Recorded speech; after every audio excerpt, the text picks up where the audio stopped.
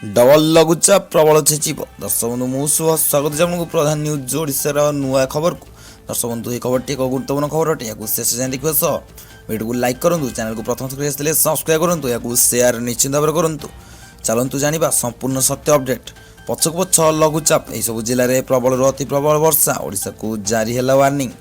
हाँ आज्ञा राज्य में जारी रही वर्षार प्रभाव यार मध्य आसूची आउ एक लघुचाप अगस्ट 13 तारिख बेलू उत्तर पश्चिम बंगोपसागर एक लघुचाप क्षेत्र सृष्टि होबार संभावना रही। सक्रिय घूर्णिबल प्रभाव में लघुचाप क्षेत्र सृष्टि होगा बेले यार प्रभाव में ओडिशा रे वर्षार प्रकोप आहरी बढ़ी पारे। बर्तमान उत्तर पश्चिम बंगोपसागर और यार आखपाख अंचल में सक्रिय घूर्णिबल रही।